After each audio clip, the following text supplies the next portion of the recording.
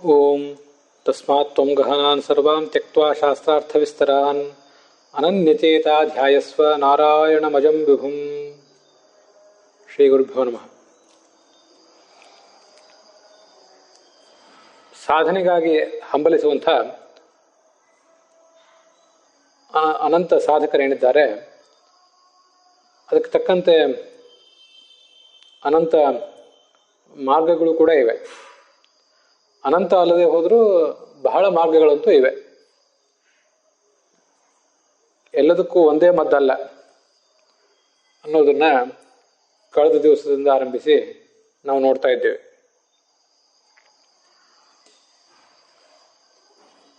ಭಗವಂತನನ್ನ ತಿಳಿದರೂ ಸಾಕು. ಶಾಸ್ತ್ರಗಳ ಮೂಲಕ, ಗುರುಗಳ ಉಪದೇಶದ ಮೂಲಕನೇ ತಿಳಿಬೇಕು ಅಂತೇನಿಲ್ಲ. ಗುರುಗಳಿಂದ ಶಾಸ್ತ್ರೋಪದೇಶವಿಲ್ಲದೇನೆಯೂ ಭಗವಂತನನ್ನ ತಿಳಿಯುವುದು ಇನ್ಫಾರ್ಮಲ್ ಮಾರ್ಗಗಳ ಮೂಲಕ, ಕ್ಯಾಶುವಲ್ ಮಾರ್ಗಗಳ ಮೂಲಕ ಸಾಧ್ಯವಿದೆ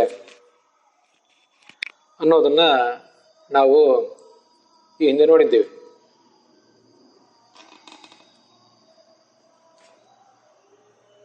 ಕೇವಲ ತಿಳಿದ್ರೆ ಸಾಕು ಮುಕ್ತಿ ಆಗಲಿಕ್ಕೆ ಸಾಧ್ಯ ಇದೆ ಅಂತ ಹೀಗೆ ಹೇಳಿದಾಗ ಅಲ್ಲೊಂದು ಪ್ರಶ್ನೆ ನಮಗೆ ಎದುರಾಗ್ತದೆ. ತತ್ವ ಯಾವುದು ಅಂತ ತಿಳಿದ್ರೆ ಸಾಲದು, ಅತತ್ವ ಯಾವುದು ಅಂತ ಕೂಡ ತಿಳಿಬೇಕು. ಹೀಗೆ ತತ್ವ ಮತ್ತು ಅತತ್ವಗಳ ನಡುವಿನ ಭೇದವನ್ನು ತಿಳಿದ್ರೆ ಅಂಥವನಿಗೆ ಮುಕ್ತಿ. ಅತತ್ವ ಯಾವುದು ಅಂತ ತಿಳಿಯದೇ ಹೋದರೆ, ಮಿಥ್ಯಾಜ್ಞಾನವನ್ನ ನಿಂದಿಸದೆ ಹೋದರೆ, ಖಂಡಿಸದೆ ಹೋದರೆ ಅವನಿಗೆ ತಮಸ್ಸಾಗ್ತದೆ ಅಂತ ಐತರೇಯ ಉಪನಿಷತ್ತು ಮತ್ತು ಐತರೇಯ ಉಪನಿಷತ್ತಿನ ಭಾಷ್ಯ ಇತ್ಯಾದಿಗಳು ಹೇಳ್ತಾವಲ್ಲ. ಹಾಗಾಗಿ ಕೇವಲ ತಿಳಿದ್ರೆ ಸಾಕು ಅನ್ನುವುದು ಹೇಗೆ? ಭಗವಂತನ ತಿಳಿಯಲೂ ಬೇಕು, ಅತತ್ವವನ್ನು ಹಳಿಯಲೂ ಬೇಕು ಅನ್ನುವುದೇ ಹೆಚ್ಚು ಸೂಕ್ತ ಅಲ್ವಾ ಅಂತ ಒಂದು ಪ್ರಶ್ನೆ ನಮಗೆ ಎದುರಾಗ್ತದೆ. ಅಂಧಂತಮಃ ಪ್ರವಿಶಂತಿ ಈ ಅವಿದ್ಯಾಮುಪಾಸತೆ ತಥೋ ಭೂಯ ಇವತೆ ತಮೋಯವು ವಿದ್ಯಾಯಾಂ ವೃತಾಹ ಅಂತ ಹೀಗೆ ಆ ಈಶಾವಾಸ್ಯ ಉಪನಿಷತ್ತು. ಅವಿದ್ಯೆಯನ್ನ ಆರಾಧನೆ ಮಾಡುವವರು, ಅತತ್ವವನ್ನು ಆರಾಧನೆ ಮಾಡುವವರು ಅಂಧಂತಮಸ್ಸಿಗೆ ಹೋಗ್ತಾರೆ. ಕೇವಲ ವಿದ್ಯೆಯಲ್ಲಿ ರತರಾದವರು. ಈಶಾವಾಸ್ಯ ಉಪನಿಷತ್ತಿನ ಭಾಷ್ಯದಲ್ಲಿ ಅನ್ಯಥೋಪಾಸಕಾಯೇತು ತಮೋಂಧಂ ಯಾತ್ಯ ಸಂಶಯಂ ತಥೋಧಿಕಮ ವ್ಯಕ್ತಂ ಯಾಂತಿ ತೇಷಾಂ ಅನಿಂದಕಾಃ ತಸ್ಮಾದ್ ಯಥಾ ಸ್ವರೂಪಂ ತೋ ನಾರಾಯಣಮನಾಮಯಂ ಅನಾಮಯಂ ಅಯಥಾರ್ಥಸ್ಯ ನಿಂದಾಂಚ ಯೇ ವಿದುಹು ತೇಹಿ ಸಜ್ಜನಾಃ ಅಂತ ಹೀಗೆ ಕೇಳಿ ಬರ್ತದೆ. ಅನ್ಯಥಾ ಜ್ಞಾನವನ್ನು ಉಪಾಸಿಸುವವರು ದುರ್ಗತಿಯನ್ನು ಪಡಿತಾರೆ. ಅದಲ್ಲದೆ ಅನ್ಯಥಾ ಜ್ಞಾನವನ್ನು ನಿಂದನೆ ಮಾಡದೇ ಇರುವವರು, ಕೇವಲ ಯಥಾರ್ಥ ಜ್ಞಾನದಲ್ಲಿ ಆಸಕ್ತರಾದವರು ಏನಿದ್ದಾರಲ್ಲ, ಅವರು ಮತ್ತೂ ಹೆಚ್ಚಿನ ದುರ್ಗತಿಯನ್ನು ಪಡಿತಾರೆ ಅಂತ ಹೀಗಿಲ್ಲಿ ಕೇಳಿ ಬರ್ತದೆ. ಹಾಗಾದ್ರೆ ಕೇವಲ ಭಗವಂತನನ್ನ ತಿಳಿದ ಮಾತ್ರಕ್ಕೆ ಮುಕ್ತಿ ಆಗುವುದು ಹೇಗೆ?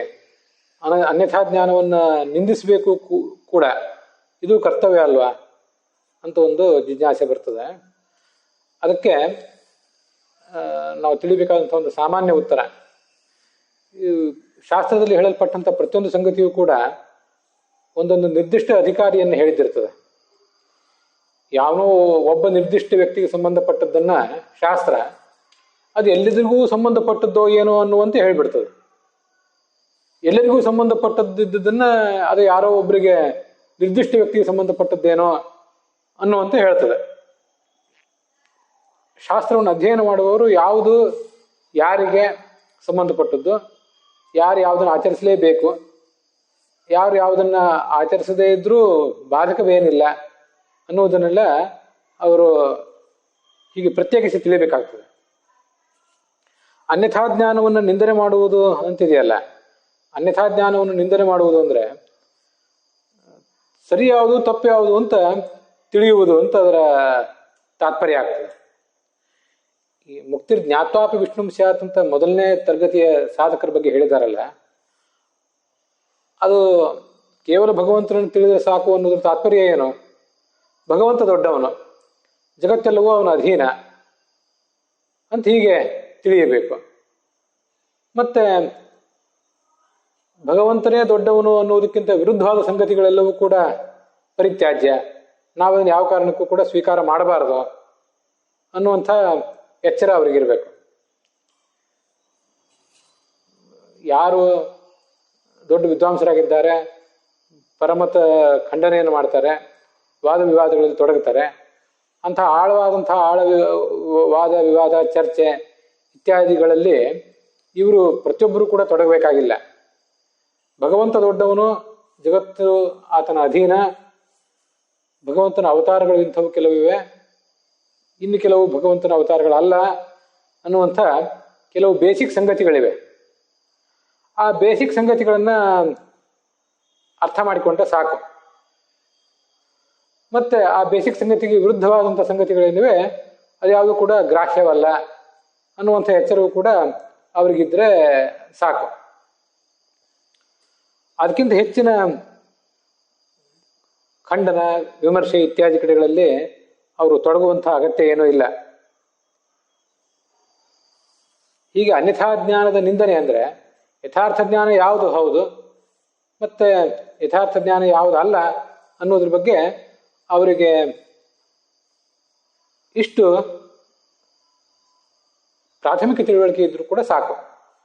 ಇನ್ನು ಹೆಚ್ಚಿನ ತಿಳುವಳಿಕೆ, ಯಥಾರ್ಥ ಜ್ಞಾನದ ಕುರಿತಾದ ತಿಳುವಳಿಕೆ, ಅಯಥಾರ್ಥ ಜ್ಞಾನದ ಯಾವುದು ಯಥಾರ್ಥ ಜ್ಞಾನ ಅನ್ನೋದ್ರ ಕುರಿತಾದ ತಿಳುವಳಿಕೆ ಇತ್ಯಾದಿಗಳೇನಿವೆ ಅವು ಮತ್ತು ಹೆಚ್ಚಿನವಾಗ್ತವೆ.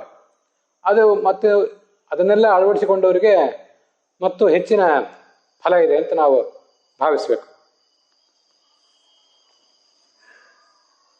ಹೀಗೆ ತೀರಾ ಬೇಸಿಕ್ ಆದಂತಹ ಒಂದು ತತ್ವಜ್ಞಾನ ಮತ್ತು ಬೇಸಿಕ್ ಆದಂತಹ ಅತತ್ವದ ಕುರಿತಾದ ತಿಳುವಳಿಕೆ, ಅತತ್ವದ ಕುರಿತಾದಂಥ ಬೇಸಿಕ್ ಆದ ತಿಳುವಳಿಕೆ ಇಷ್ಟಿದ್ರೆ ಸಾಕು ಅಂತ ನಾವಿದನ್ನು ಈ ಪ್ರಶ್ನಕ್ಕೆ ಸಮಾಧಾನ ಕಂಡುಕೊಳ್ಬಹುದು. ಈ ಬೇಸಿಕ್ ತತ್ವಜ್ಞಾನ ಅಂತ ಬಂತಲ್ಲ, ಮತ್ತೆ ಅತತ್ವದ ಕುರಿತಾದ ಬೇಸಿಕ್ ತಿಳುವಳಿಕೆ ಅಂತ ಬಂತಲ್ಲ, ಅದನ್ನೆಲ್ಲ ಯಾವುದು ಅಂತ ನಾವು ಸ್ವಲ್ಪ ಆಲೋಚನೆ ಮಾಡ್ತಾ ಕೂತ್ರೆ ಸ್ವಲ್ಪ ಅದ್ರ ಬಗ್ಗೆ ಗೊಂದಲ ಆಗುವ ಸಾಧ್ಯತೆ ಇದೆ. ಮತ್ತೆ ಬೇಸಿಕ್ ತಿಳುವಳಿಕೆ ಯಾವುದು ಅಂತ ಅನ್ನೋದ್ರ ಬಗ್ಗೆ ವಿದ್ವಾಂಸರಲ್ಲೂ ಕೂಡ ಒಮ್ಮತದ ನಿರ್ಣಯ ಬರುವುದು ಕೂಡ ಕಷ್ಟವೇ. ನಿರ್ದೋಷತ್ವ ಗುಣೋದ್ರೇಕಂ ಹೀಗೆ ಆಚಾರ್ಯರು ತಾತ್ಪರ್ಯ ನಿರ್ಣಯದಲ್ಲಿ ಕೆಲವು ಸಂಗತಿಗಳನ್ನ 1ನೇ ಅಧ್ಯಾಯದಲ್ಲೇ ವರ್ಣನೆ ಮಾಡ್ತಾರೆ. ತಾರತಮ್ಯಂ ತಥೋ ಜ್ಞೇಯಂ ಸರ್ವೋಚ್ಚತ್ವಂ ಹರೇಸ್ತಥಾ ಏತದ್ವಿನಾ ನಕಸ್ಯಾಪಿ ವಿಮುಕ್ತಿ ಸ್ಯಾತ್ ಕಥಂಚನ. ಮೋಕ್ಷ ಲಾಭಕ್ಕಾಗಿ ತಾರತಮ್ಯವನ್ನು ತಿಳ್ಕೊಳ್ಬೇಕು, ಭಗವಂತನ ಪಾರಮ್ಯವನ್ನು ತಿಳ್ಕೊಳ್ಬೇಕು. ಇದಿಲ್ಲದೆ ಇದ್ರೆ ಯಾರಿಗೂ ಕೂಡ ಮುಕ್ತಿ ಆಗೋದಿಲ್ಲ. ಪಂಚಭೇದಗಳನ್ನು ತಿಳ್ಕೊಳ್ಬೇಕು. ವಿಷ್ಣುವಿಗೆ, ಭಗವಂತನಿಗೆ ತನ್ನ ಗುಣ, ಕ್ರಿಯೆ ಇತ್ಯಾದಿಗಳಿಂದ ಯಾವುದೇ ರೀತಿಯಾದಂಥ ಭೇದ ಇಲ್ಲ ಅಂತನ್ನೋದನ್ನು ಕೂಡ ಅವನು ತಿಳ್ಕೊಳ್ಬೇಕು. ಭಗವಂತ ನಿರ್ದೋಷ ಮತ್ತು ಅವನು ಗುಣಗಳ ಕಡಲು ಅನ್ನೋದನ್ನು ತಿಳ್ಕೊಳ್ಬೇಕು. ಭಗವಂತನ ಅವತಾರಗಳನ್ನು ತಿಳ್ಕೊಳ್ಬೇಕು, ಭಗವಂತನ ಅವತಾರ ಯಾವುದು ಅಲ್ಲ ಅಂತ ತಿಳ್ಕೊಳ್ಬೇಕು. ಜಗತ್ತಿನ ಸೃಷ್ಟಿ, ಪಾಲನೆ, ನಾಶ ಇತ್ಯಾದಿ ಎಲ್ಲದಕ್ಕೂ ಕೂಡ ಭಗವಂತನೇ ಕಾರಣ ಅನ್ನುವಂಥದ್ದನ್ನು ತಿಳ್ಕೊಳ್ಬೇಕು.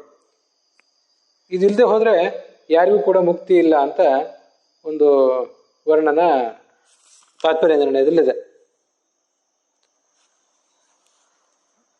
ಅಲ್ಲಿಯೇ ವೇದಾಂಶ ಪಂಚರಾತ್ರಾಣಿ ಸೇತಿಹಾಸ ಪುರಾಣಕಾನ್ ಜ್ಞಾತ್ವಾ ವಿಷ್ಣುಪರಾನೇವ ಮುಚ್ಯತೆ ನಾನ್ಯಥಾ ಕ್ವಚಿತ.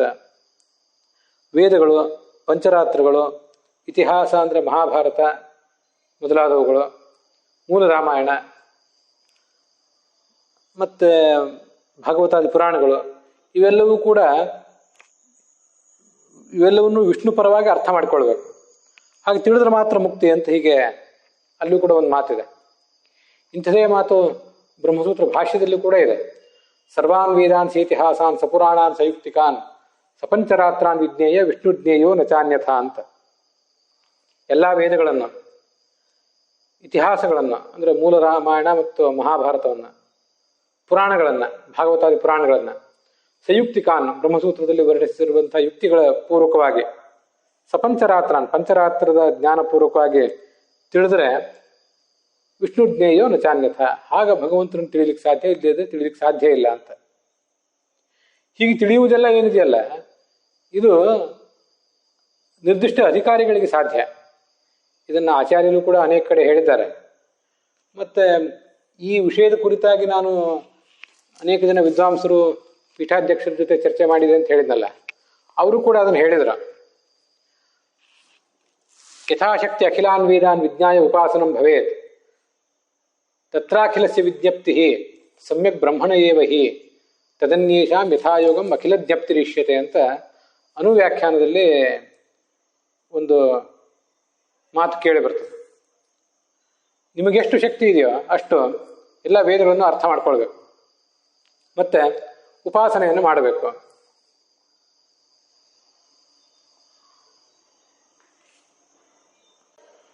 ಅಲ್ಲಿ ಎಲ್ಲವನ್ನೂ ಪೂರ್ಣವಾಗಿ ತಿಳಿಯುವಂಥ ಶಕ್ತಿ ಇರುವುದು ಚತುರ್ಮುಖ ಬ್ರಹ್ಮನಿಗೆ. ಚತುರ್ಮುಖ ಬ್ರಹ್ಮನನ್ನು ಹೊರತುಪಡಿಸಿದರೆ ಉಳಿದವರಿಗೆ ಪ್ರತಿಯೊಬ್ಬರಿಗೂ ಕೂಡ ಅವರವರ ಯೋಗ್ಯತೆಗೆ ತಕ್ಕಂತೆ ಭಗವಂತನನ್ನು ಪೂರ್ಣವಾಗಿ ತಿಳಿಯುವ ಶಕ್ತಿ ಇದೆ. ಭಗವಂತನನ್ನು ಮತ್ತು ಶಾಸ್ತ್ರಾರ್ಥಗಳನ್ನು ಯೋಗ್ಯತೆಗೆ ತಕ್ಕಂತೆ ಪೂರ್ಣವಾಗಿ ತಿಳಿತಾರೆ ಹೊರತು ಅಲ್ಲಿ ಇರುವುದೆಲ್ಲವನ್ನೂ ಅವರು ತಿಳಿಯಲಾರರು. ಹಾಗೆ ನೋಡಿದ್ರೆ ಚತುರ್ಮುಖ ಬ್ರಹ್ಮನೂ ಕೂಡ ಪೂರ್ಣವಾಗಿ ತಿಳ್ಕೊಳ್ಳಿಕ್ಕೆ ಸಾಧ್ಯ ಇಲ್ಲ. ಭಗವಂತನೊಬ್ಬನೇ ತನ್ನನ್ನು ಮತ್ತು ಶಾಸ್ತ್ರಾರ್ಥಗಳೆಲ್ಲವನ್ನೂ ಕೂಡ ಪೂರ್ಣವಾಗಿ ತಿಳಿದವನು. ಅವನನ್ನು ಹೊರತುಪಡಿಸಿದರೆ ಲಕ್ಷ್ಮೀದೇವಿ ತಿಳಿದಿದ್ದಾಳೆ, ಭಗವಂತನಿಗಿಂತ ಕಡಿಮೆನೆ. ಅವಳಿಗಿಂತನೂ ಕಡಿಮೆನೇ ಅಲ್ವ ಚತುರ್ಮುಖ ಬ್ರಹ್ಮನು ಕೂಡ ತಿಳಿದಿರೋದು. ಆದರೂ ಸಂಸಾರದಲ್ಲಿ ಬದ್ಧರಾಗಿದ್ದು ಮುಂದೆ ಮುಕ್ತಿಯನ್ನು ಪಡೆಯುವಂಥ ಸಾಧಕ ವರ್ಗ ಏನಿದೆ, ಅವರಲ್ಲಿ ಅತ್ಯಂತ ಹೆಚ್ಚು ತಿಳಿದು ಮುಕ್ತಿಯನ್ನು ಹೊಂದುವಂಥವನು ಚತುರ್ಮುಖ ಬ್ರಹ್ಮ. ಉಳಿದವರೆಲ್ಲರೂ ತಮ್ಮ ತಮ್ಮ ಯೋಗ್ಯತೆಗೆ ತಕ್ಕಂತೆ ಅಲ್ಪವನ್ನೇ ತಿಳಿಯುವವರು.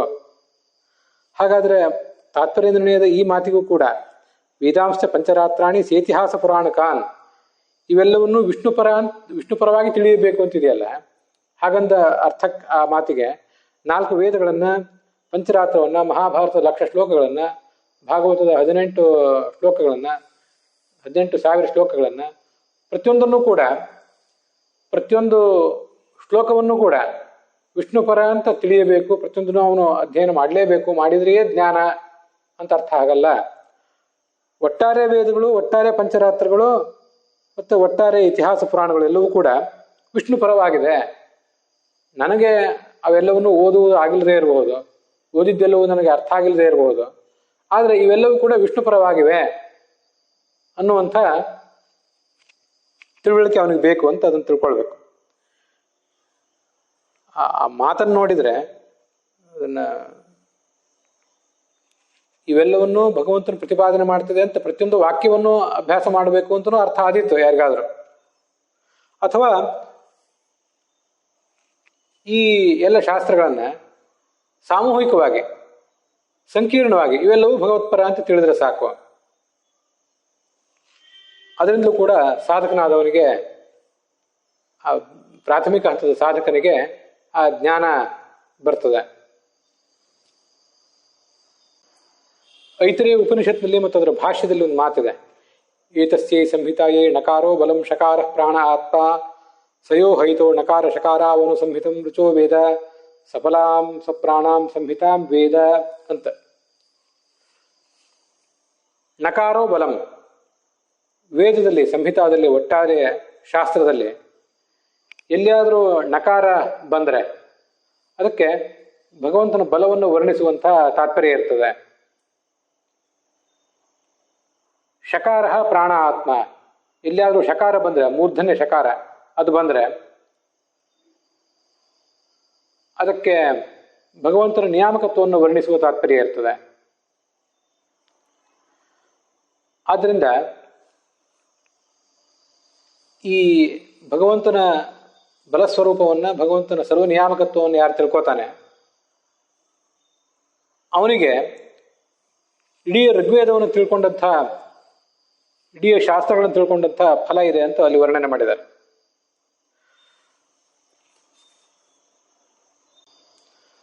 ವರ್ಣದ್ವಯ ಸಮಾಯೋಗೆ ವಿಷ್ಣು ಶಬ್ದಸ್ಯ ಅರ್ಥಮೇವತೋ ವಿಷ್ಣು ಪ್ರಾಣತ್ವಮಾತ್ಮತ್ವಂ ಸಚೈವಾತ್ರ ವೇತ್ತೀಯ ಸಯೇವ ವಿಷ್ಣುರ್ ಬಲವಿತ್ ತಥಾ ಪ್ರಾಣತ್ವವಿದ್ ಭವೇತ್. ಎರಡು ಅಕ್ಷರಗಳು ನಕಾರ ಶಕಾರ ಮಾತ್ರ ಅಲ್ಲ, ಬೇರೆ ಯಾವುದೇ ವರ್ಣಗಳು ಎಲ್ಲಿಯೇ ಯಾವುದೇ ಶಾಸ್ತ್ರದಲ್ಲಿ ಬಂದರೂ ಕೂಡ ಅವೆಲ್ಲವೂ ಭಗವಂತನ ಹಿರಿಮೆಯನ್ನು ಮತ್ತು ಜಗತ್ತೆಲ್ಲವೂ ಕೂಡ ಆತನ ಅಧೀನ ಅನ್ನೋದನ್ನು ವರ್ಣನೆ ಮಾಡ್ತವೆ. ಇದನ್ನು ತಿಳ್ಕೊಂಡಂಥವನು ಆ ಭಗವಂತನನ್ನ ತಿಳ್ಕೊಂಡಂತೆ. ಸಯೇವ ಮುಕ್ತ ಸಂಸಾರಾತ್ ನಿತ್ಯಾಯುಷ್ಮಾನ್ ಭವಿಷ್ಯತಿ. ಸಂಸಾರದಿಂದ ಮುಕ್ತನಾಗಿ ನಿತ್ಯವಾದ ಆಯುಷ್ಯವನ್ನು ಪಡಿತಾನೆ, ಸ್ವರೂಪ ದೇಹದ ಅಭಿವ್ಯಕ್ತಿಯನ್ನು ಪಡಿತಾನೆ ಅಂತ ಅದರ ತಾತ್ಪರ್ಯ. ತದ್ವಾಚಕಾ ಸದಾ ವರ್ಣಾ ಸರ್ವೇ ಲೌಕಿಕ ವೈದಿಕಾ ಅಂತ ಮತ್ತೊಂದು ಕಡೆ ಅದೇ ಐತರೇಯ ಉಪನಿಷತ್ತಿನ ಭಾಷ್ಯದಲ್ಲಿ. ಅಪೌರುಷೀಯವಾದಂತಹ ವೇದದಲ್ಲಿರುವಂತಹ ಮಾತುಗಳಾಗಲಿ ಅಥವಾ ಇನ್ನು ಯಾವುದೇ ಪೌರುಷೇಯವಾದಂತಹ ಸ್ಮೃತಿಗಳಿರಲಿ, ಅವೆಲ್ಲವೂ ಕೂಡ ಭಗವಂತನ ಹಿರಿಮೆಯನ್ನ, ಜಗತ್ತೆಲ್ಲವೂ ಭಗವಂತನ ಅಧೀನ ಅನ್ನೋದನ್ನು ಹೇಳಲಿಕ್ಕಾಗಿಯೇ ಇವೆ. ಅನ್ಯೇಷಾಮಪಿ ಶಬ್ದಾನಾಂ ಸಂಹಿತಾ ವಿಷ್ಣುವಾಚಿಕಾ ವಿಷ್ಣುನಾಮಾರ್ಥರೂಪತ್ವಾತ್ ವೇದಾನಾಮಪಿ ಸರ್ವಶಃ. ಸಕಲ ಶಾಸ್ತ್ರಗಳು ಕೂಡ ವಿಷ್ಣು ಎಂಬ ಶಬ್ದದ ಅರ್ಥವನ್ನೇ ವಿವರಿಸಲಿಕ್ಕಾಗಿಯೇ ಇರುವಂಥವು. ಇದಿಷ್ಟನ್ನು ಸಂಕ್ಷಿಪ್ತವಾಗಿ ತಿಳ್ಕೊಂಡ್ರೆ ಅವನು ಸಕಲವನ್ನು ಕೂಡ ತಿಳ್ಕೊಂಡಂತೆ. ಇದು ಬೇಸಿಕ್ ಜ್ಞಾನ. ಇದನ್ನೇ ಯಾರಿಗೆ ಹೆಚ್ಚಿನ ಯೋಗ್ಯತೆ ಇದೆ ಅವರು ಹೆಚ್ಚಾಗಿ ತಿಳಿತಾರೆ. ಅವರಿಗೆ ಹೆಚ್ಚಿನ ಆನಂದವೂ ಇದೆ, ಹೆಚ್ಚಿನ ಮುಕ್ತಿಯೂ ಇದೆ, ಹೆಚ್ಚಿನ ಆನಂದವೂ ಕೂಡ ಅವರಿಗೆ ಪ್ರಾಪ್ತ ಆಗ್ತದೆ. ಇಷ್ಟಾದ್ರೂ ಈ ಬೇಸಿಕ್ ಸಂಗತಿಗಳು ಯಾವುವು ಅನ್ನೋದನ್ನ ನಾವು ಈಗಿರುವ ಹಂತದಲ್ಲಿ ಸ್ಪಷ್ಟವಾಗಿ ನಿರ್ಧರಿಸುವುದು ಕಷ್ಟ. ವಿದ್ವಾಂಸರು ಅದ್ರ ಬಗ್ಗೆ ಭಿನ್ನಾಭಿಪ್ರಾಯ ತಾಳಬಹುದು. ಇಷ್ಟನ್ನು ಕೆಲವು ಸಂಗತಿಗಳನ್ನು ತಿಳ್ಕೊಳ್ಳೇಬೇಕು ಅಂತ ಕೆಲವರು ಅಂತಾರೆ, ಅದೇನು ಬೇಕಾಗಿಲ್ಲ ಅಂತ ಇನ್ನು ಕೆಲವರು ಹೇಳ್ತಾರೆ. ನಮ್ಮ ವಿದ್ಯಾಗುರುಗಳೊಬ್ಬರನ್ನು ಮಾತನಾಡಿಸಿದಾಗ ಕೆಲವು ಪ್ರಾಥಮಿಕ ಸಂಗತಿಗಳನ್ನು ತಿಳ್ಕೊಳ್ಬೇಕು, ಕೆಲವು ವಿಶೇಷ ಸಂಗತಿಗಳು ಆಚಾರ್ಯರು ತಮ್ಮ ಸಿದ್ಧಾಂತದಲ್ಲಿ ಪ್ರತಿಪಾದನೆ ಮಾಡಿರುವಂಥವು ಏನಿವೆ ಅವನ್ನ ಪ್ರತಿಯೊಬ್ಬ ಸಾಧಕನೂ ಏನು ತಿಳಿಬೇಕಾಗಿಲ್ಲ. ಉದಾಹರಣೆಗೆ ವಿಶೇಷ ಅಂತ ಹೇಳಿದರು ಅವರೊಬ್ಬರು. ಭಗವಂತನಿಗೂ ಅವನ ಗುಣಗಳಿಗೂ, ಭಗವಂತನಿಗೂ ಅವನ ಕ್ರಿಯೆಗಳಿಗೂ ಮತ್ತು ಭಗವಂತನಿಗೂ ಅವನ ಅವತಾರಗಳಿಗೂ ವಿಶೇಷ ಇದೆ ಅಂತ ಇದೊಂದು ಸಿದ್ಧಾಂತ ಆಚಾರ್ಯರು. ವಿಷ್ಣು ಸ್ವಾಭೇದಮೇವಚ ಇಲ್ಲಿ ಹೇಳಿದರು ಆಚಾರ್ಯ ತಾತ್ಪರ್ಯ ನಿರ್ಣಯದಲ್ಲಿ. ವಿಷ್ಣುವಿನಲ್ಲಿ ಸ್ವಗತ ಭೇದ ಇಲ್ಲ, ಸ್ವಗತ ಭೇದ ವಿವರ್ಜಿತ, ಇದನ್ನು ತಿಳಿಯಬೇಕು ಅಂತ. ಅಲ್ಲಿ ಸ್ವಗತ ಭೇದ ಇಲ್ಲ ಅಂದ್ರೆ ಹಾಗಾದ್ರೆ ಆ ಭೇದದ ವ್ಯವಹಾರ ನಡೆಯೋದು ಹೇಗೆ ಅಂತ ಪ್ರಶ್ನೆ ಬಂದರೆ ವಿಶೇಷ ಅಂತ ಹೇಳಬೇಕು. ಆ ವಿಶೇಷದ ಕುರಿತಾದಂತಹ ವಿಶೇಷ ವಿಮರ್ಶೆ ಅದೆಲ್ಲವೂ ಈ ಮೊದಲ ತರಗತಿಯ ಸಾಧಕನಿಗೆ ಅಗತ್ಯ ಇಲ್ಲ ಅಂತ ಆ ವಿದ್ವಾಂಸರ ಅಭಿಪ್ರಾಯ. ಅದನ್ನು ಕೆಲವರು ಒಪ್ಪದೇ ಇರಬಹುದು. ಆ ವಿಶೇಷದ ಜ್ಞಾನ ಬೇಕೇ ಬೇಕು ಅಂತ ಯಾರೋ ಒಬ್ರು ಪ್ರತಿಪಾದನೆ ಮಾಡಬಹುದು. ಹೀಗೆ ಒಂದು ಸಣ್ಣ ಮಟ್ಟದ ಭಿನ್ನಾಭಿಪ್ರಾಯ ಸಹಜ. ಅಂತೂ ಕೆಲವು ಪ್ರಾಥಮಿಕ ಸಂಗತಿಗಳಿವೆ, ಅದನ್ನ ತಿಳಿದ್ರೆ ಸಾಕು. ಹಾಗಾದ್ರೆ ಆ ಪ್ರಾಥಮಿಕ ಸಂಗತಿಗಳು ಅಂದ್ರೆ ಯಾವುವು? ತಾತ್ಪರ್ಯ ನಿರ್ಣಯದಲ್ಲಿ ಒಂದಿಷ್ಟನ್ನು ವರ್ಣನೆ ಮಾಡಿದ್ದಾರೆ, ಇಲ್ಲ ಅಂತಲ್ಲ. ಆದರೂ ಇದ್ರ ಬಗ್ಗೆ ಹೀಗೆ ಅಂತ ನಿರ್ಧಾರ ಮಾಡೋದು ಕಷ್ಟ. ಒಂದು ನನಗನ್ಸಿದಂಥ ಮಾತನ್ನ ಇಲ್ಲಿ ಹೇಳಲಿಕ್ಕೆ ಬಯಸ್ತೇನೆ. ವಿದ್ವಾಂಸರನ್ನು ನಾನು ಮಾತನಾಡಿಸಿದಾಗ ನಮ್ಮ ಗುರುಗಳೆಲ್ಲ ಎಷ್ಟೋ ಜನ ಹಾಗೆ ಹೇಳಿದರು. ಈ ಮಾತನ್ನು ಅನುವ್ಯಾಖ್ಯಾನದ ಮಾತನ್ನು ನಾನು ಹೇಳಿದಾಗ ಅವರು ಒಪ್ಕೊಂಡ್ರು. ಮತಿಶ್ರುತಿ ಧ್ಯಾನ ಕಾಲಂ ವಿಶೇಷ ಗುರುರುತ್ತಮ ವ್ಯಕ್ತಿ ತಸ್ಯೋಕ್ತಿ ಮಾರ್ಗೇಣ ಕುರ್ವತ ಸ್ಯಾಧ್ಯ ದರ್ಶನಂ ಅಂತ.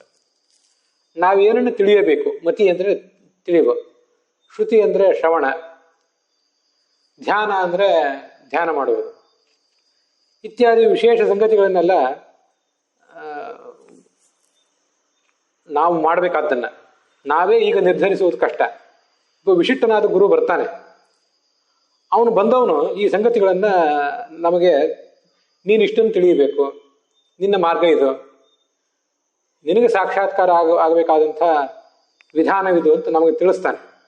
ಅವನು ಹೇಳಿದಂತೆ ಮಾಡಿದರೆ ಕುರ್ವತಃ ಸ್ಯಾಧ್ಯ ದರ್ಶನಂ ಅಂತ. ಮತಿಶ್ರುತಿ ಧ್ಯಾನ ಕಾಲ ವಿಶೇಷ ಗುರುವೃತ್ತಮ ಅನ್ನುವ ಅನುವ್ಯಾಖ್ಯಾನದ ಮಾತಿಗೆ ಇನ್ನೂ ಕೆಲವು ಅರ್ಥಗಳಿರಬಹುದು. ಅದನ್ನು ಇಲ್ಲಿ ಕೂಡ ನಾವು ತಿಳ್ಕೊಳ್ಬಹುದು.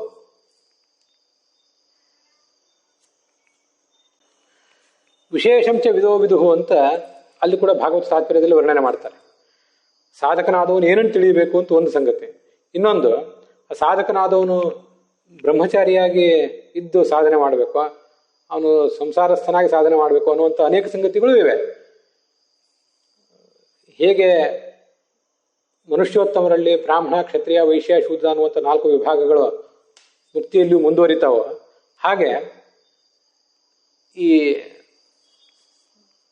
ಬ್ರಹ್ಮಚಾರಿ, ಗೃಹಸ್ಥ, ವಾನಪ್ರಸ್ಥ, ಸನ್ಯಾಸಿ ಅನ್ನುವಂಥ ಕೆಲವು ವಿಭಾಗಗಳು ಇದನ್ನು ಕೂಡ ಗೀತಾ ತಾತ್ಪರ್ಯದಲ್ಲಿ ಹೇಳ್ತಾರೆ.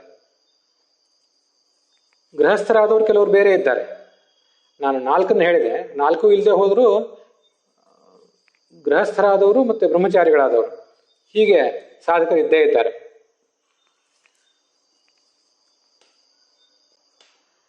ದೇವಾಹ ಸಜಾಯಾಹ ಮುಚ್ಯಂತೆ ಮಾನುಷಾ ಉಭಯಾತ್ಮಕಾಹ ವಿಜಾಯಾಹ ಏವ ಯೋಗೀಶಾಹ ಅಂತ ಭಾಗವತ ತಾತ್ಪರ್ಯದಲ್ಲಿ ಒಂದು ಮಾತಿದೆ. ದೇವತೆಗಳು ಸಪತ್ನೀಕರಾಗಿಯೇ ಸಾಧನೆ ಮಾಡ್ತಾರೆ. ಮೂಲ ರೂಪದಲ್ಲೆಲ್ಲ ಅವರ ಸಪತ್ನೀಕರೇ.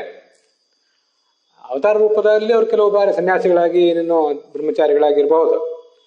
ಆದರೆ ಮೂಲ ರೂಪದಲ್ಲಿ ಅವರೆಲ್ಲ ಸಪತ್ನೀಕರೇ, ಗಣಪತಿಯನ್ನು ಹಿಡಿದು ಸಪತ್ನೀಕರಾಗಿ ಸಾಧನೆ ಮಾಡಿ ಸಪತ್ನೀಕರಾಗಿ ಅವರು ಮುಕ್ತಿಗೆ ಹೋಗ್ತಾರೆ. ಆದರೆ ಮಾನುಷಾಹ ಉಭಯಾತ್ಮಕಾಹ, ಮನುಷ್ಯರಲ್ಲಿ ಕೆಲವರು ಮುಕ್ತಿಯಲ್ಲಿ ಪತ್ನಿ ಸಹಿತರಾಗಿರ್ತಾರೆ, ಇನ್ನು ಕೆಲವರು ಪತ್ನಿ ರಹಿತರಾಗಿ ಬ್ರಹ್ಮಚಾರಿಗಳಾಗಿರ್ತಾರೆ. ವಿಜಾಯಾಹ ಏವ ಯೋಗೀಶಾಹ, ಕೆಲವು ಸನಕ ಸನಂದ ಮೊದಲಾದವರು ಇದ್ದಾರಲ್ಲ, ಅವರು ಮುಕ್ತಿಯಲ್ಲಿ ಪತ್ನಿ ರಹಿತರಾಗಿಯೇ ಇರ್ತಾರೆ. ಅವರ ಮೂಲ ವರ್ಗೀಕರಣವೇ, ಅವರ ಸ್ವರೂಪವೇ ಪತ್ನಿ ರಹಿತರಾಗಿಯೇ ಇರುವುದೇ. ಯಾವಾಗಾದ್ರೂ ಅವತಾರ ಮಾಡಿದಾಗ ಕೆಲವು ಬಾರಿ ಸಂಸ್ಕೃತವು ವ್ಯತ್ಯಯಸ್ತೇಷಾಮ್ ಅಂತ ಇದೊಂದು ಮಾತು ಎಲ್ರಿಗೂ ಅನ್ವಿತ ಆಗ್ತದೆ. ಮೂಲ ಸ್ವರೂಪ ಹೇಗಿದೆಯೋ ಅದಕ್ಕಿಂತ ಭಿನ್ನವಾಗಿಯೇ ಈ ಸಂಸಾರದಲ್ಲಿ ವ್ಯಕ್ತಿ, ಸ್ತ್ರೀ ಆಗಲಿ ಪುರುಷನಾಗಲಿ ಇರುವ ಒಂದು ಸಾಧ್ಯತೆ ಬರ್ತದೆ. ಆದರೆ ಮುಕ್ತವು ತತ್ತತ್ ಸ್ವರೂಪತ, ಮುಕ್ತಿಯಲ್ಲಿ ಮಾತ್ರ ಆಯಾ ಸ್ವರೂಪವನ್ನೇ ಅವನು ಅನುಸರಿಸಬೇಕಾಗ್ತದೆ. ಆ ಸ್ವರೂಪವೇ ಅವನಿಗೆ ಅಂಟಿಕೊಂಡಿರ್ತದೆ ಅಂತ ಅದರ ಅಭಿಪ್ರಾಯ. ಮುಕ್ತವು ತತ್ತತ್ ಸ್ವರೂಪತ. ಈ ಭಗವಂತನನ್ನು ಕೇವಲ ತಿಳಿದರೆ ಸಾಕು ಅನ್ನುವುದು ಮೊದಲನೇ ವರ್ಗೀಕರಣ. ಶಾಸ್ತ್ರದ ಶ್ರವಣವನ್ನು ಗುರುಗಳ ಮೂಲಕ ಮಾಡಿದರೆ ಆತನಿಗೆ ಜ್ಞಾನ ಅಂತ ಎರಡನೇ ವರ್ಗೀಕರಣ ಅಂತ ಹೀಗೆಲ್ಲ ಬಂತಲ್ಲ, ಎರಡನೇ ತರಗತಿ ಅಂತಿದೆಲ್ಲ, ಮುಂದೆ 3ನೇ ತರಗತಿ ಅಂತ ಹೀಗೆಲ್ಲ. ಅಲ್ಲಿ ನಾನು ಕಳೆದ ದಿವಸ ಅದನ್ನು ಹೇಳಿದೆ, ಅದು ಯಾವುದೋ ಒಂದು ಜನ್ಮಕ್ಕೆ ಸಂಬಂಧಪಟ್ಟದ್ದಲ್ಲ. ಮೆಜಾರಿಟಿ ಜನ್ಮಗಳಲ್ಲಿ ಆಯಾ ಸಾಧಕರು ತಮಗೆ ಉಚಿತವಾದಂಥ ಸಾಧನೆಯನ್ನು ಮಾಡ್ತಾರೆ ಅಂತ.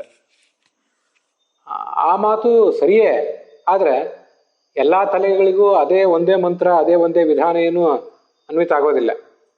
ಕೆಲವು ಬಾರಿ ಒಬ್ಬ ಪ್ರಾಥಮಿಕ ಹಂತದ ಸಾಧಕ, ಅದರಲ್ಲೂ ಕೂಡ ಆ ಭಗವಂತನನ್ನು ಸಾಮಾನ್ಯವಾಗಿ ತಿಳಿದು ಬೇಸಿಕ್ ತಿಳುವಳಿಕೆಯನ್ನು ಪಡೆದು ಮುಕ್ತನಾಗಬೇಕಾದಂಥ ಸಾಧಕ ಏನಿದ್ದಾನಲ್ಲ, ಆ 1ನೇ ತರಗತಿಯ ಸಾಧಕ, ಅವನು ಅನೇಕ ಕೆಲವು ಜನ್ಮಗಳನ್ನು, ಅವನಿಗೊಂದು ಉದಾಹರಣೆಗೆ 100 ಜನ್ಮ ಅಂತಿದ್ರೆ ಅದರಲ್ಲಿ 50%, 60, 70 ಜನ್ಮಗಳನ್ನು ಯಾವುದೇ ವಿಶೇಷ ಸಾಧನೆ ಇಲ್ಲದೆ ಕೆಲವು ಬಾರಿ ಕೆಲವು ಸಾಧಕರು ಕಳೆಯುವ ಸಾಧ್ಯತೆ ಇದೆ. ಅದಾದ ನಂತರವೇ ಇದ್ದಕ್ಕಿದ್ದಂತೆ ಆತನಿಗೆ ಭಗವಂತ ಯಾವುದೋ ಒಂದು ರೀತಿಯಿಂದ ಜ್ಞಾನೋದಯ ಆಗುವಂತೆ ಮಾಡುವ ಸಾಧ್ಯತೆ ಇದೆ. ಆದ್ದರಿಂದ ಮೆಜಾರಿಟಿ ಜನ್ಮಗಳಲ್ಲಿ 60-70 ಜನ್ಮಗಳಲ್ಲಿ 60-70% ಜನ್ಮಗಳಲ್ಲಿ ತನಗೆ ಉಚಿತವಾದಂಥ ಸಾಧನೆಯನ್ನೇ ಮಾಡ್ತಾನೆ ಅಂತನ್ನುವುದು ಪ್ರಾಯಃ ಎಲ್ಲ ಸಾಧಕರಿಗೂ ಏನು ಇರ್ಲಿಕ್ಕಿಲ್ಲ. 1ನೇ ತರಗತಿಯ ಸಾಧಕ ಏನಿದ್ದಾನೆ, ಬೇಸಿಕ್ ತಿಳುವಳಿಕೆಯನ್ನು ಪಡೆದು ಬೇಸಿಕ್ ಮುಕ್ತಿಯನ್ನು ಪಡೆಯುವಂಥವನು, ಅವನು ಕೆಲವು ಬಾರಿ ಬಹುತೇಕ ಜನ್ಮಗಳಲ್ಲಿ ಏನು ವಿಶೇಷ ಸಾಧನೆಯೇ ಮಾಡದೆ ಕ್ಯಾಶುವಲ್ ಮಾರ್ಗಗಳ ಮೂಲಕವೂ ಇನ್ಫಾರ್ಮಲ್ ಮಾರ್ಗಗಳ ಮೂಲಕವೂ ಭಗವಂತನನ್ನು ತಿಳಿಯುವ ಪ್ರಯತ್ನ ಮಾಡದೆ ಆತ ಕಾಲ ಕಳೆದು ಬಿಡುವಂಥ ಒಂದು ಸಾಧ್ಯತೆ ಇದೆ. ಆದ್ರಿಂದ ಮೆಜಾರಿಟಿ ಜನ್ಮಗಳಲ್ಲಿ ಅಂತ ಹೇಳುವುದು ಕೂಡ ಎಲ್ಲರಿಗೂ ಅನ್ವಿತ ಆಗುವಂಥ ಮಾತೇನಲ್ಲ ಅಂತ ನನ್ನ ಅನಿಸಿಕೆ. ಆಮೇಲೆ ನನಗೆ ಹಾಗೆ ಅನಿಸಿತು. ಕೆಲವರಿಗೆ ನಿರ್ಣಾಯಕ ಜನ್ಮಗಳಲ್ಲಿ, ಡಿಸಿಸಿವ್ ಜನ್ಮಗಳಲ್ಲಿ ಒಂದು ಟರ್ನಿಂಗ್ ಪಾಯಿಂಟ್ ಸಿಗ್ತದೆ. ಅಂತಹ ಜನ್ಮಗಳಲ್ಲಿ ಅವ್ರು ಏನೋ ಒಂದು ವಿಶೇಷ ಸಾಧನೆ ಆವಾಗ ಮಾಡಲಿಕ್ಕೆ ತೊಡಗಬಹುದು. ಬೇಸಿಕ್ ತಿಳುವಳಿಕೆ ಮತ್ತು ಬೇಸಿಕ್ ಆನಂದ ಇದಿಷ್ಟಕ್ಕೆ ಅವರು ಪಾತ್ರರಾದ್ದರಿಂದ ಅವರಿಗೆ ಅದಷ್ಟು ಸಾಕಾದೀತು. ಅವರವರ ಯೋಗ್ಯತೆಗೆ ಅನುಗುಣವಾಗಿ ಅವರು ಕೆಲವು ಆರಂಭದ ಜನ್ಮಗಳನ್ನು ವ್ಯರ್ಥವಾಗಿ ಕಳೆಯುವ ಸಾಧ್ಯತೆಯೂ ಇರಬಹುದು. ಟೀಕಾ ಟಿಪ್ಪಣಿಗಳಲ್ಲಿ ಇದನ್ನು ಹೀಗೆ ಅಂತ ಹೇಳಲಿಲ್ಲ. ಆದ್ದರಿಂದ ಇಲ್ಲಿ ನನ್ನ ಅಭಿಪ್ರಾಯಗಳನ್ನು ನಾನು ಹೇಳುವಂಥ ಪ್ರಸಂಗ ಬಂದಿತ್ತು. ಇದನ್ನು ಹೇಳುವಾಗಲೂ ಕೂಡ ಸಾಕಷ್ಟು ಆಲೋಚನೆ ಮಾಡಿ ಹೇಳಿದ್ದೇನೆ. ಹಿರಿಯ ವಿದ್ವಾಂಸರು ಎಲ್ಲರೂ ಕೂಡ ಇದನ್ನು ಒಪ್ತಾರೆ ಅಂತ ಕಾಣಿಸ್ತದೆ. ಇಲ್ಲೊಂದು ಜಿಜ್ಞಾಸೆ ನಮ್ಗೆ ಬರುವ ಸಾಧ್ಯತೆ ಇದೆ. 5 ಸಾಧಕರ ವರ್ಗಗಳನ್ನು ಹೇಳಿದರೆ, ಇದರಲ್ಲಿ ನಾವು ಯಾವ ವರ್ಗೀಕರಣಕ್ಕೆ ಸಂಬಂಧಪಟ್ಟವರು, ನಾವು ಯಾವ ಮಟ್ಟದ ಪ್ರಯತ್ನವನ್ನು ಮಾಡಬೇಕು ಅಂತ ಒಂದು ಪ್ರಶ್ನೆ. ಅದನ್ನು ವಿಶೇಷ ಗುರುವಾದವನು, ಸ್ವರೂಪ ಗುರುವಾದವನು ಒಬ್ಬ ತಿಳಿಸ್ತಾನೆ ಅಂತ ನಾನು ಆಗಲೇ ಹೇಳಿದೆ. ಆ ಸ್ವರೂಪ ಗುರುವಾದವನು ನಮಗೆ ಸಿಗುವುದು ಬಹಳ ದೊಡ್ಡ ಮಟ್ಟದಲ್ಲೇ. ನಾವು ಬಹಳ ವಿಶೇಷ ಸಾಧನೆ ಮಾಡಿದ್ಮೇಲೆ ಇನ್ನೂ ಬಹಳ ಕಾಲ ಇದೆ ಅದಕ್ಕೆ. ಆ ಕಾಲ ಆದ್ಮೇಲೆ ಆ ಸ್ವರೂಪ ಗುರು ಸಿಗ್ತಾನೆ ಅನ್ನುವುದು ಸರಿ. ಆದರೆ ಸ್ವರೂಪ ಗುರುವಾದವನು ಸಿಗಲಿಕ್ಕೂ ಕೂಡ ಒಂದು ವಿಶೇಷ ಸಾಧನೆ ನಾವು ಮಾಡಬೇಕಲ್ಲ. ಉದಾಹರಣೆಗೆ ನಮ್ಮ 100 ಜನ್ಮಗಳಲ್ಲಿ ಒಂದು 10-20 ಜನ್ಮಗಳಾದ್ಮೇಲೆ, 20-30 ಜನ್ಮಗಳಾದ್ಮೇಲೆ ನಮಗೆ ಸ್ವರೂಪ ಗುರು ಸಿಗುವುದು ಅಂತಿದ್ರೆ, ಅದಾದ್ಮೇಲೆ ಮತ್ತೆ 60-70 ಜನ್ಮಗಳನ್ನು ನಾವು ಸ್ವರೂಪ ಗುರು ಹೇಳಿದ ಮಾರ್ಗದಲ್ಲಿ ಸಾಧನೆ ಮಾಡಬೇಕು ಅಂತ ಒಂದು ವೇಳೆ ನಮಗೆ ನಿರ್ಬಂಧ ಇದ್ದರೆ, ಹಾಗೆ ಮಾಡುವುದು ನಮ್ಮ ಯೋಗ್ಯತೆಯಲ್ಲಿದ್ದಾದರೆ, ಆ ಸ್ವರೂಪ ಗುರು ಸಿಗುವ ತನಕ ಆದರೂ ನಾವು ಒಂದು ಸಾಧನೆ ಮಾಡಬೇಕಲ್ಲ. ನಮ್ಮ ಯೋಗ್ಯತೆಯನ್ನು ನಾವು ಅರಿಯೋದು ಹೇಗೆ, ನಮ್ಮ ತರಗತಿಯನ್ನು ನಾವು ಅರಿಯೋದು ಹೇಗೆ ಅಂತ ಒಂದು ಜಿಜ್ಞಾಸೆ ನಮಗೆ ಬರಬಹುದು. ಅದಕ್ಕೆ ಹೀಗೆ ಉತ್ತರಿಸ್ಬೇಕು ನಾವು.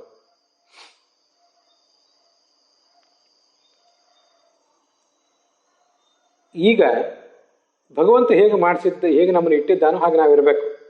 ಅದು ಬಿಟ್ಟು ಬೇರೆ ಮಾರ್ಗ ಇಲ್ಲ. ಇಟ್ಟಾಂಗೆ ಇರುವೇನೋ ಹರಿಯೇ ಅಂತ ದಾಸರು ಹಾಡಿದ್ದು ಇದೇ ಕಾರಣದಿಂದ. ಭಗವಂತ ಯಾವ ಥರ ಪ್ರೇರಣೆ ಮಾಡ್ತಾನೋ ಅಂಥ ಪ್ರೇರಣೆಯನ್ನು ಪಡಿಬೇಕು, ಹಾಗೆ ನಾವು ಕೆಲಸ ಮಾಡಬೇಕು. ನಾವು ಆ ದೃಷ್ಟಿಯಿಂದ ಪೂರ್ಣ ಅಸ್ವತಂತ್ರರೇ, ಎಲ್ಲ ದೃಷ್ಟಿಯಿಂದಲೂ ಅಸ್ವತಂತ್ರರೇ. ನಮ್ಮ ಅಸ್ವಾತಂತ್ರ್ಯವನ್ನು ಈ ಸಂದರ್ಭಕ್ಕೂ ಕೂಡ ನಾವು ಅನ್ವಿತ ಮಾಡ್ಕೊಳ್ಬೇಕು ಅಂತ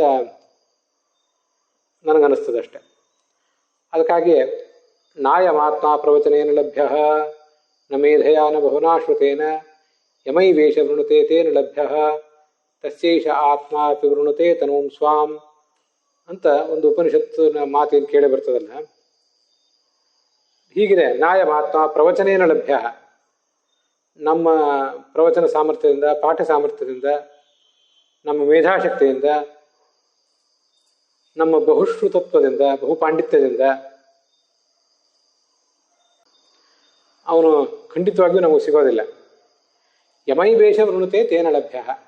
ಈತ ಸಾತ್ವಿಕನಾಗಿದ್ದಾನೆ, ಈತನಿಗೆ ನನ್ನ ಸ್ವರೂಪವನ್ನು ನಾನು ತೋರಿಸಬೇಕು ಅಂತ ಭಗವಂತ ನಮ್ಮನ್ನು ಆಯ್ಕೆ ಮಾಡ್ಕೊಳ್ಬೇಕು. ಹಾಗೆ ಆಯ್ಕೆ ಮಾಡ್ಕೊಂಡದ್ದಾದರೆ ಖಂಡಿತವಾಗಿಯೂ ಅಂಥವನು 1ನೇ ತರಗತಿಯ ಸಾಧಕನಾಗಿದ್ದರೂ ಕೂಡ, ಬೇಸಿಕ್ ಜ್ಞಾನವನ್ನು ಪಡೆದು ಬೇಸಿಕ್ ಮುಕ್ತಿಯನ್ನು ಪಡೆಯುವಂಥ ಸಾಧಕನಾಗಿದ್ದರೂ ಕೂಡ ಅವನಿಗೆ ಭಗವಂತ ಅಂಥ ಒಬ್ಬ ಗುರುವನ್ನು ತೋರಿಸ್ತಾನೆ. ಅಥವಾ ಅದಕ್ಕೆ ಅವನು ಏನನ್ನು ತಿಳಿಬೇಕಾಗಿದೆಯೋ, ಹೇಗೆ ಸಾಧನೆ ಮಾಡಬೇಕಾಗಿದೆಯೋ ಅದಕ್ಕೆ ಪೂರಕವಾದಂಥ ಒಂದು ವಾತಾವರಣವನ್ನು ಭಗವಂತನೇ ಒದಗಿಸ್ತಾನೆ.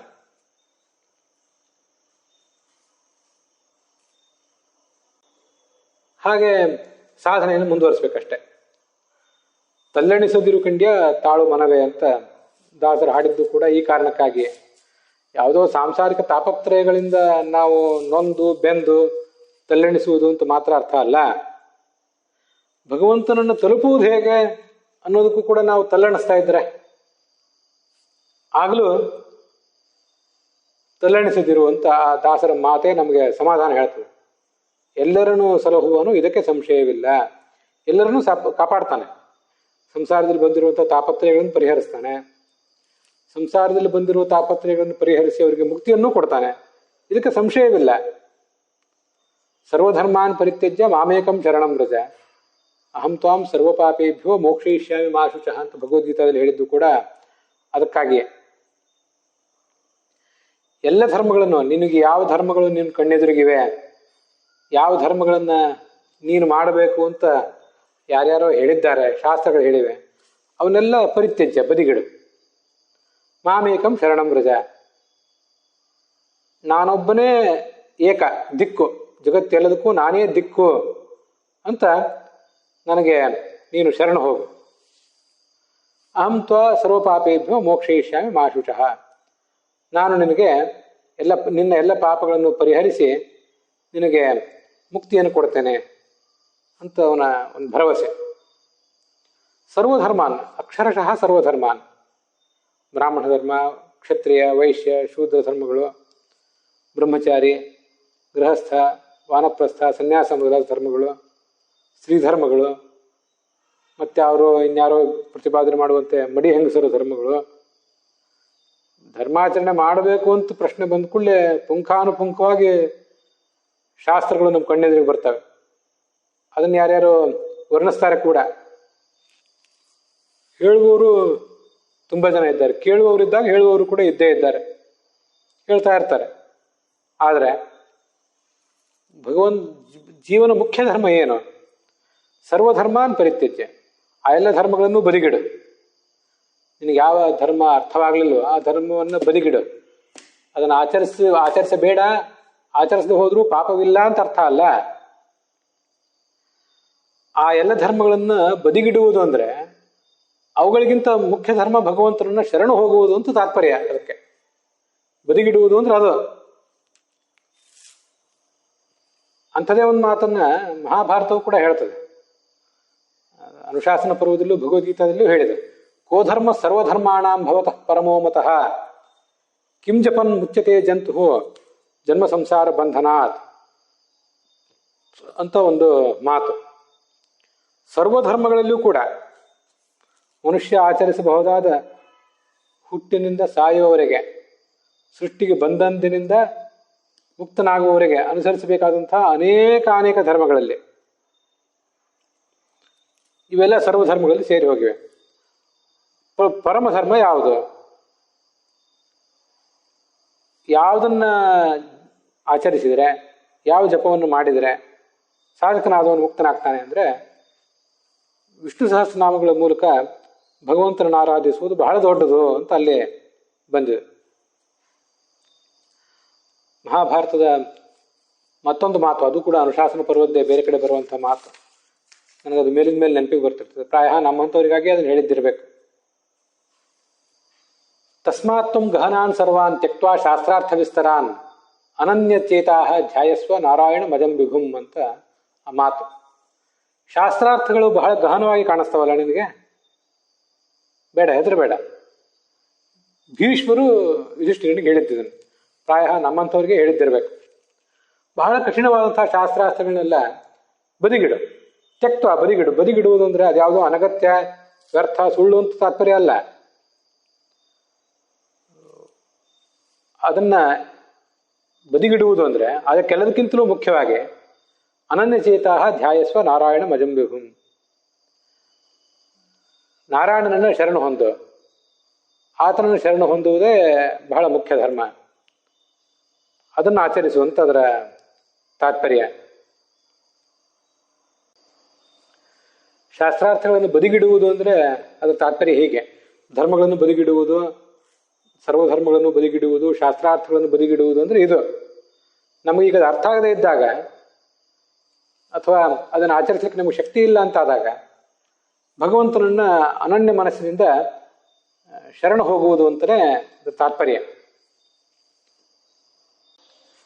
ಆದಿವ್ಯಾಧಿ ನಿಮಿತ್ತೇನೆ ವಿಕ್ಷಿಪ್ತ ಮನಸೋಪಿತು ಗುಣಾನಾಂ ಸ್ಮರಣಾ ಶಕ್ತವು ವಿಷ್ಣುರ್ ಬ್ರಹ್ಮತ್ವಮೇವತೋ ಸ್ಮರ್ತವ್ಯಂ ಸತತಂ ತತ್ತು ನ ಕದಾಚಿತ್ ಪರಿತ್ಯಜೇತ್ ಅಂತ ಬ್ರಹ್ಮಸೂತ್ರದ ಮಾತಿದು.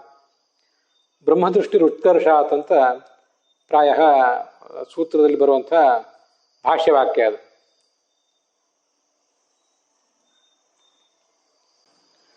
ಆಧಿವ್ಯಾಧಿ ನಿಮಿತ್ತೇನೆ ನಮಗೆ ನಾನಾ ಥರದ ದೈಹಿಕ ರೋಗಗಳು, ಮಾನಸಿಕ ರೋಗಗಳು. ಭಗವಂತನ ಗುಣಗಳನ್ನು ಸ್ಮರಿಸುವಂಥ ಶಕ್ತಿ ನಮಗಿಲ್ಲ. ಆತ ಜಗತ್ತನ್ನು ಹೇಗೆ ಸೃಷ್ಟಿಸ್ತಾನೆ, ಸಾತ್ವಿಕರನ್ನು ಹೇಗೆ ನಿಯಂತ್ರಿಸ್ತಾನೆ, ರಾಜಸರನ್ನು ಹೇಗೆ ನಿಯಂತ್ರಿಸ್ತಾನೆ, ತಾಮಸರನ್ನು ಹೇಗೆ ನಿಯಂತ್ರಿಸ್ತಾನೆ, ಅದಕ್ಕೆಲ್ಲ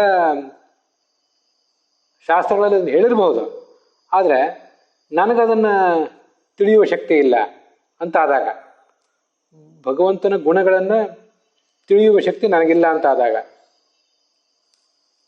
ಭಗವಂತ ಬ್ರಹ್ಮ ಅಂತ ಉಪಾಸನೆ ಮಾಡು. ಬ್ರಹ್ಮ ಅಂತ ದೊಡ್ಡವನು, ಗುಣಪೂರ್ಣ ಅಂತ ಇಷ್ಟೇ ಉಪಾಸನೆ ಮಾಡು ಸಾಕು. ಎಲ್ಲ ನಿರ್ದಿಷ್ಟ ಗುಣಗಳನ್ನು ಉಪಾಸನೆ ಮಾಡಲಿಕ್ಕೆ ನಿನಗಾಗದೇ ಇರಬಹುದು. ಆದರೆ ನಿರ್ದಿಷ್ಟವಾಗಿ ಭಗವಂತ ಈ ಒಂದು ಗುಣವುಳ್ಳವನು ಅಂತ ಉಪಾಸನೆ ಮಾಡಿಬಿಡು ಸಾಕು,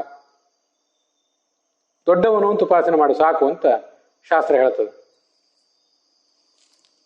ಅಲ್ಲಿ ಆಧಿವ್ಯಾಧಿ ಅಂತಿದೆಯಲ್ಲ, ಕೇವಲ ಸಾಂಸಾರಿಕ ಆಧಿವ್ಯಾಧಿಗಳು ಅಂತ ಇಷ್ಟು ಮಾತ್ರ ಅಲ್ಲ, ಸಂಸಾರದಲ್ಲಿ ಯಾವ್ಯಾವುದೋ ಕಾರಣದಿಂದ ಬರುವಂಥ ರೋಗಗಳು, ಸಮಸ್ಯೆಗಳು ಅಂತ ಇಷ್ಟು ಮಾತ್ರ ಅರ್ಥ ಅಲ್ಲ. ಅದಕ್ಕಿರೋ ಅರ್ಥ ಆಧಿವ್ಯಾಧಿ ಅಂದರೆ ಮೂಲತಃ ಜೀವಕ್ಕೆ ಇರುವಂಥ ಒಂದು ರೋಗ. ಏನು ರೋಗ ಅದು? ತತ್ವಜ್ಞಾನದಲ್ಲಿ ಆಸಕ್ತಿ ಇದಕ್ಕಿಲ್ಲ, ಕೇಳಬೇಕು ಅಂತ ಮನಸ್ಸಿಲ್ಲ, ಕೇಳಿದ್ರೂ ಅರ್ಥ ಆಗೋದಿಲ್ಲ. ಇಂಥವೆಲ್ಲ ಸಮಸ್ಯೆಗಳನ್ನು ಹೊಂದಿದೆ ಈ ಜೀವ. ಅದೇ ಆಧಿ ಮತ್ತು ವ್ಯಾಧಿ. ಹಾಗೆಲ್ಲ ಇದ್ದಾಗ ಯಾವ ರೋಗವು ನಿನಗೆ ಕೈ ಹಿಡಿದು ನೋಡೋ ದೇವ ಧನ್ವಂತರಿಯೇ ಅಂತ ಧನ್ವಂತರಿ ರೂಪದ ಭಗವಂತನನ್ನು ಪ್ರಾರ್ಥಿಸುವಂಥ ಒಂದು ಮಾತೇನಿದೆ, ಅದನ್ನೇ ನಾವು ನೆನಪು ಮಾಡ್ಕೊಳ್ಬೇಕು. ಭಗವಂತನೇ ನೀನು ದೊಡ್ಡವನು, ನೀನು ನನ್ನನ್ನು ಕಾಪಾಡು ಅಂತಿಷ್ಟು ಪ್ರಾರ್ಥನೆಯನ್ನು ಆತನ ಸಮ್ಮುಖದಲ್ಲಿ ನಾವು ಮಾಡಬೇಕು. ಅಷ್ಟು ಮಾಡಿದರೂ ಸಾಕು. ಭಕ್ತ ಎಲ್ಲಿದ್ದಾನಲ್ಲ, ನಮೇ ಭಕ್ತ ಪ್ರಣಶ್ಯತೆ, ಭಗವಂತನ ಭಕ್ತ ಎಂದು ಕೂಡ ನಾಶ ಆಗುವುದೇ, ನಷ್ಟ ಆಗುವುದೇ ಇಲ್ಲ. ಕೌಂತೇಯ ಪ್ರತಿಜಾನೀಹಿ ನಮೇ ಭಕ್ತ ಪ್ರಣಶ್ಯತೆ. ಅರ್ಜುನ, ನೀನು ಎಲ್ಲ ಭಕ್ತರೆದುರಿಗೆ ನನ್ನ ಪ್ರತಿಜ್ಞೆಯನ್ನು ತಿಳಿಸು. ನನ್ನ ಭಕ್ತನಾದವನು ಎಂದು ನಷ್ಟ ಆಗುವುದೇ ಇಲ್ಲ, ನಾಶ ಹೊಂದುವುದೇ ಇಲ್ಲ. ಸಾಧಕ ವರ್ಗದ ಪ್ರತಿನಿಧಿ ನೀನು ಅರ್ಜುನ, ನೀನು ಹೋಗು ಭಕ್ತರೆದುರಿಗೆ ಈ ಪ್ರತಿಜ್ಞೆಯನ್ನು ಮಾಡು ಅಂತ ಕೃಷ್ಣ ಹೇಳ್ತಿದ್ದಾನೆ. ಪ್ರತಿಜಾನೇ ಪ್ರಿಯೋಸಿಮೆ, ನಾನೂ ಪ್ರತಿಜ್ಞೆ ಮಾಡ್ತೇನೆ, ನೀನು ನಿನ್ನಂಥ ಸಾಧಕರು ನನಗೆ ತುಂಬ ಪ್ರೀತಿ ಪಾತ್ರರು, ನೀವೆಂದು ನಾಶ ಹೊಂದುವುದೇ ಇಲ್ಲ ಭಕ್ತರು ಅಂತ ಅನ್ನೋದನ್ನ ನಾನೂ ಪ್ರತಿಜ್ಞೆ ಮಾಡ್ತೇನೆ, ನೀನೂ ಮಾಡು ಅಂತ ಕೃಷ್ಣ ಹೇಳ್ತಿದ್ದಾನೆ. ಅವನು ಕೈ ಬಿಡುವುದೇ ಇಲ್ಲ. ರಕ್ಷತಿ ಇತ್ಯವ ವಿಶ್ವಾಸ ತದೀಯೋಹಮಿತಿ ಸ್ಮೃತಿ. ಏನಾದರಾಗಲಿ ಆತ ಕಾಪಾಡ್ತಾನೆ. ನಾನು ಅವನ ಭಕ್ತ, ನನ್ನನ್ನು ಅವನು ಕಾಪಾಡಲೇಬೇಕು, ಕಾಪಾಡಿಯೇ ತೀರ್ತಾನೆ ಅನ್ನುವಂಥ ವಿಶ್ವಾಸ. ಇದಕ್ಕೆ ಶರಣಾಗತಿ ಅಂತಾರೆ. ಭಗವಂತನ ಮೋಕ್ಷವನ್ನು ನಮ್ಗೆ ಕೊಡುವಂಥ ಒಂದು ಶರಣಾಗತಿ ಇದು ಅಂತ ಅದರ ತಾತ್ಪರ್ಯ. ಇಷ್ಟನ್ನ ಇವತ್ತು ನೋಡಿದ್ದೇವೆ. ಇದರ ಬಗ್ಗೆ ಅನೇಕ ಜಿಜ್ಞಾಸೆಗಳು ನನ್ನ ಮನಸ್ಸಿನಲ್ಲೂ ಇವೆ, ಅನೇಕ ಆಲೋಚನೆಗಳು ಕೂಡ ಇವೆ. ಅದನ್ನು ಮತ್ತೆ ನಾಳೆ ದಿವಸ ನಿಮ್ಮೆದುರಿಗೆ ಹಂಚಿಕೊಳ್ತೇನೆ.